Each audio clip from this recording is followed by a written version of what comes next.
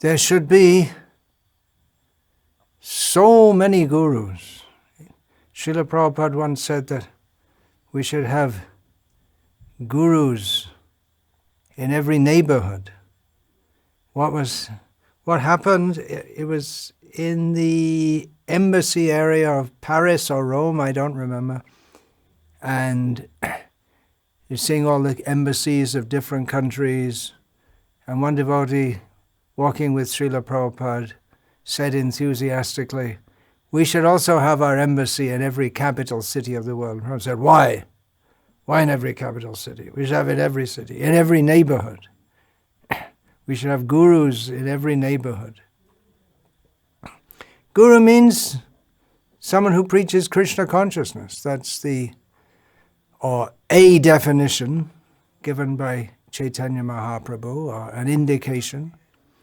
Jare dekho tare kaha Krishna upadesh, amaragai guru hoya taro edesh. This must be the most quoted verse by Srila Prabhupada regarding gurus. I didn't check it out. You could do it by doing a Veda-based check. He also quoted often the Tadvidhi Pranipatena verse from Bhagavad Gita and the Jai Krishna Tattvaveta Shri Guru Hoy. Who knows the science of Krishna, he is a guru. Hoy, generally in this context, as far as I understand Bengali, it means Hattepari, means can be a guru. One who teaches is a guru. So we want many, many, many, many gurus to teach the science of Krishna. At the same time, we don't want immature or premature gurus who can, while preaching, do more harm than good, or mix their good with a lot of harm. Now, it's always good. Jari deka tare kaha Krishna upadesh. It's always good to speak, as Chaitanya Mahaprabhu has said, always good to speak wherever you go, whoever you meet, speak Krishna upadesh, the teachings of Krishna. In this way, become a guru and deliver this land. Chaitanya Mahaprabhu said. This was in the context of him speaking to a brahmana named Kurma, who wanted to travel with Chaitanya Mahaprabhu, but Chaitanya Mahaprabhu said, "Stay here and be a guru." And on that basis, Srila Prabhupada also uses the term, it wasn't coined by him, in one of his purports he uses the term Prabhudatta Desha, or an area given your preaching field, your own preaching field. So, Chaitanya Mahaprabhu wanted, Srila Prabhupada wanted, many, many gurus. But there is a question of qualification. What is the qualification? The minimum qualification, as we learn from this verse, Jare Deko verse, is to speak the message of Krishna. And everyone who is a preacher in Krishna consciousness is a guru, if they speak Bhagavad Gita as it is, or distribute Bhagavad Gita as it is, but especially those who are regularly overseeing devotees in their progress in Krishna consciousness, regularly giving instruction to the same people. Book distributors, they're preachers, they're the Vatma Pradarshak gurus, Tat Pradarshak gurus, those who show the path to others. But those who actually guide others and give instructions relevant for their spiritual advancement, they are looked up to in a personal, individual way by those who look up to them as teachers. So that can be called a Shiksha Guru. So we want many, many such gurus, but they should do the job properly. If one doesn't speak Bhagavad Gita as it is, speaks adding some concoction, or even if one speaks basically the right message but with some wrong things mixed in, Or if one speaks the right message, but with a personal motivation for name or fame or glory, then there's poison in the sweet rice.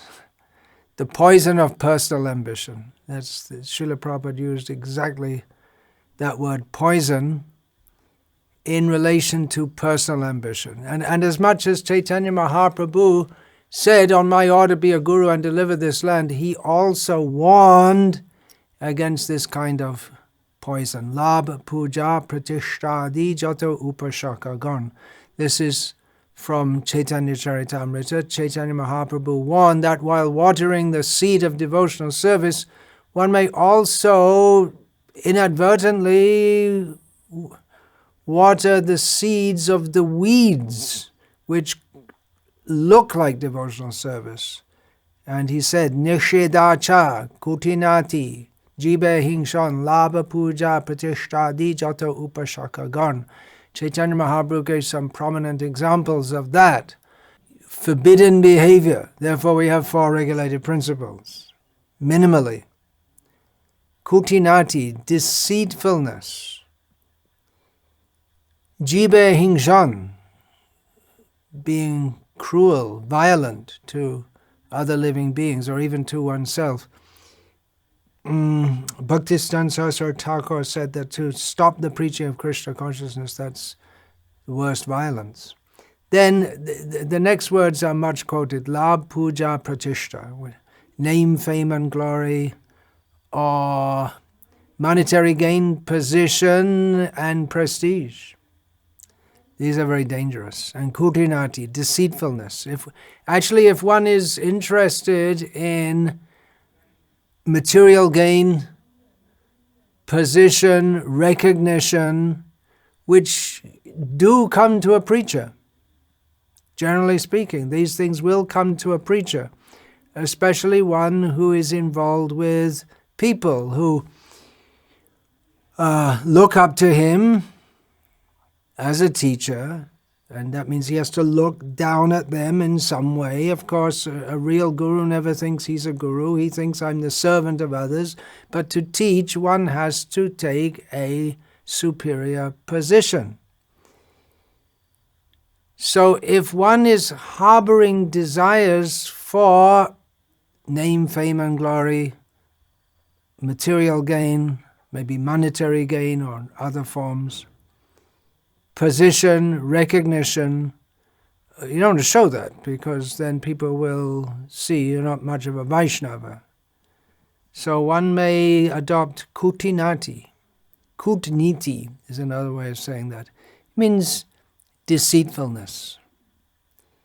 And there are persons who take to preaching and become gurus, and they can know the philosophy and may be quite good charismatically presenting it, and they have that charisma by which they know how to attract people. They know how to press the right emotional buttons so as to get the kind of response that they expect. It may be all done very subtly, and even the person who's doing it might not even be overtly aware of what he's doing. Others may see it, he may not. So this poison of personal ambition is very dangerous when one becomes the leader of others, or when one takes the position of guru. Now, I'm not talking only about big gurus. And actually, in this talk, I'm not even thinking very much about big gurus. I'm thinking more of the lower level wannabe gurus, the mini gurus, often in various neighborhoods or various areas, who attract some following, and some of them, they openly say, I'm your Shiksha Guru, and the Shiksha Guru is more important than the Diksha Guru. And it's almost like a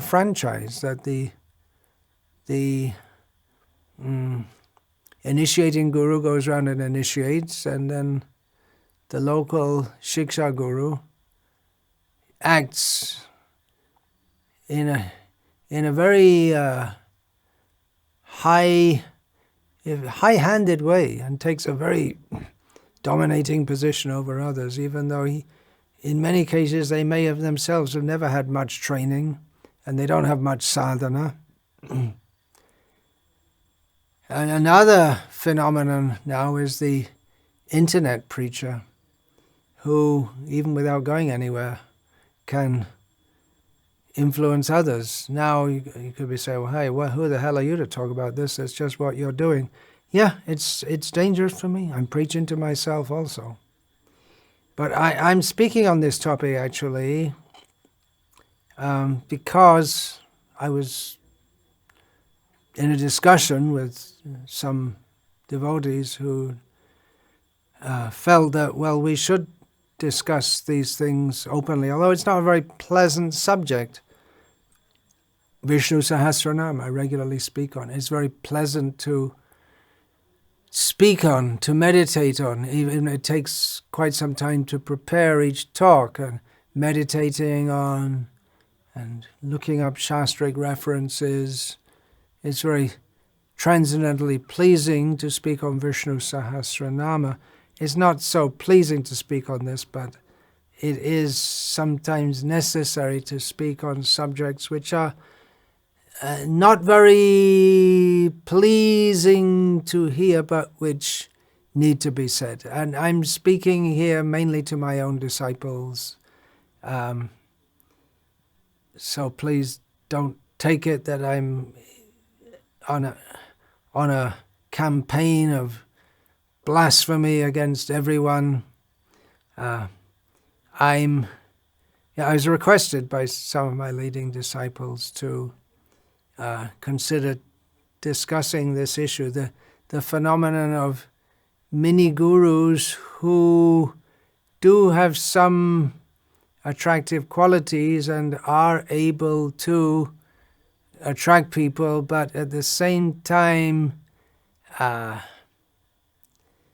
there's clearly seen an element of personal aggrandizement, ambition. I see among my own disciples that some are too eager to become internet preachers. Some I push to do so because I'm impressed by their faithful presentation of the philosophy, faithful both in the matter of presenting the philosophy as it is, and faithful in the matter of having the attitude of being an instrument, a servant of the parampara, and not being a showman. Some start to do so on their own volition. I hear, oh, so-and-so started giving internet talks, and they didn't. You should at the very least ask for permission and blessings before. And if you have a guru and you want to be a guru yourself, then before undertaking such an important undertaking, you should at least ask for permission and blessings. And I won't give it to all. Some are unqualified. They speak well, but they're motivated. They're not speaking wholly and solely as an instrument of the parampara. And they may think, well, what did I do wrong? I'm sincere, and others can see. It doesn't mean that all are off. I'm not. Now someone may take it the other way and say, everyone who's preaching on the internet, they're all personally motivated. Now, most are doing very well. But ISKCON already has enough self-made YouTube stars building up a following, talking rubbish or promoting themselves. More than enough means more than zero. One is too much. Even if done with good intention, internet preaching or preaching in general, and especially the kind of preaching where if you do, you just see, look at that, I'm going like this. I'm not even aware, but it could be acting, right? Even if you're not aware that how much it's attractive to others, but you start to act and make a show, and then people like it, and you get so many likes, and you smile, and you think it's wonderful. Name, fame, popularity can be poison, can destroy our own spiritual life. And we can't actually benefit others if we say, well, so many people are chanting Hare Krishna because I, and then again you get, because I. The big I. The big I. One should think of oneself simply as a humble servant of the parampara, and it can be very difficult when one takes the role of a teacher, but then again, someone has to take the role of teacher. But it should be someone who has the minimum qualification of seeing themselves as simply as a servant. Now, another related issue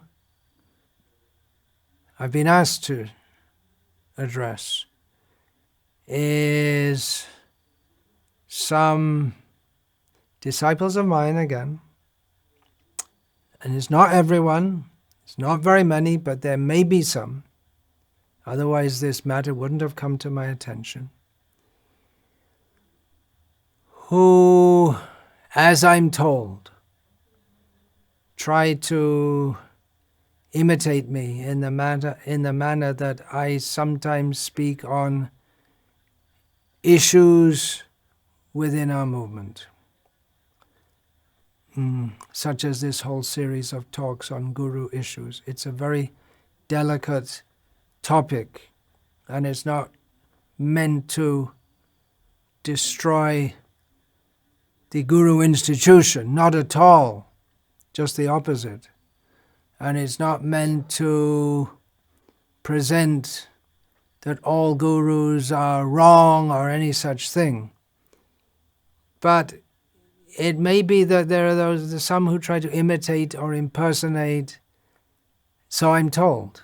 And they give talks in which every time they go to give a Bhagavatam class or a Gita class, or many, many times, they have to dwell on issues as if it's the only thing going on in the world, and almost blatantly stirring up some controversy, maybe almost openly. So I'm told. I haven't heard such talks, but I'm told they may openly attack others and present like, we are superior, we're the only ones who are upholding the proper values, we're the true followers of Srila Prabhupada. Well, if you say like that, you're not a true follower of Srila Prabhupada, you're not a true follower of anyone, except maybe your own false ego. There are issues. There will be issues, always, within a mass, widely spread, international movement, which is ideology-based. There will always be issues. What is that saying? Whenever there's more than one person, then the politics can begin. And when you get more and more people, there will be politics. So there will be issues, and they should be addressed. And I do address publicly some issues which some people don't like, which is not surprising. And well, you may say, well, there should be some forum for doing that. Theoretically there is, practically it doesn't work. Anyway, that's another whole issue in itself. But anyway, I simply request those who want to call themselves my followers, just be a little mature, and if you are excited by an issue, or you see that something is wrong, maybe you should discuss with some of your senior godbrothers, or maybe with myself if you want to take it up, because often the way it's taken up misrepresents myself and those who are patiently trying to serve Srila Prabhupada's mission under my guidance. You may do more damage than good in your zeal. And that's the same thing true of those premature gurus who, in their zeal to propagate what? Their own name and fame, who they're interested to collect many followers, and they may do so by jokes and snappy talking and an entertaining style of presentation. Now, an entertaining style of presentation is not in and of itself bad, but basically the message of Krishna consciousness is a grave message. It is meant for transforming people's lives, not for entertaining them. But we can bring people in by all kinds of means. But we have to bring them to the point, and not very long. You have to bring them to the point. And it's not that, well, I'm just bringing them to the point, and it's been 10 years already. And in the meantime, they've learned so many jokes which I made. We should bring them to the point, even immediately if you do. Labdava, what is that point? Labdava sudurlabha midang bahusambhavante manusham artadam anityam apihadhira turnam yatetana patedanumritya yava nishriyasaya vishaya kalu sarvata syat. Having obtained this human form of life, which is very rarely obtained, one should consider that it is short. It's not going to last very long, but one should be cool-headed and think that now I don't have much time, so I should immediately act in such a manner that I don't get born again. And sense gratification, I could do that. Everyone else is doing that, but I've been doing that birth after birth. Now let me try for self-realization. This point we should bring them to. That's the philosophical point, if we're going to give talks. Otherwise, you bring people to the point of chanting the holy names, Hare Krishna, Krishna Krishna, Hare Hare. Hare Rama, Rama Rama, Hare Hare. Just try and get people to chant. If we're going to address issues in their mind, we have to bring them to the point of philosophical understanding of the importance of human life. This is required. And you may say I'm doing so by a personality cult or charisma, but that is very dangerous. I don't see any of the real acharyas ever did that. Certainly in many ways Srila Prabhupada could be called charismatic, but he was charismatic by being anti-charismatic, if there is such a term. Well, I just made it up. Anti-charismatic means he didn't promote himself. He was self-effacing without being artificially humble. He was humble and assertive. You can't do that unless you're preaching strongly, but at the same time, internally, always thinking that I'm simply a servant of the acharyas, of the parampara. And actually, all these people that I'm preaching to, they are mudha, naradhama, Maya Parita Jnana, Asura, Dushkriti, the 4 different kinds of Dushkritis mentioned in Bhagavad Gita who do not surrender to Krishna. The fools and rascals, the lowest among mankind, those whose considerable knowledge is stolen but their actual knowledge is covered by illusion, and those who are out and out demons. So yes, these people are presently in that status, but actually they're all servants of Krishna. So Srila Prabhupada, he was charismatic, but he didn't promote himself. He was a pure devotee of Krishna. And that is the real qualification to become a preacher and a guru.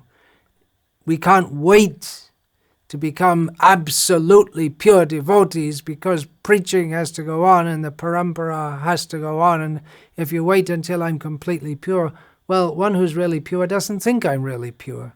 So the preaching has to go on. But the attitude, that is important. As Srila Prabhupada wrote, and that's become a guiding motto in my life, that advancement in Krishna consciousness depends on the attitude of the performer. So there are those who are quite successful preachers, and some look up to them as gurus, and they may bask in that role of being looked up to. But that basking in the role of being looked up to is not healthy. So, just a little warning. We want gurus, but we don't want premature, immature impersonations of gurus. Be a guru by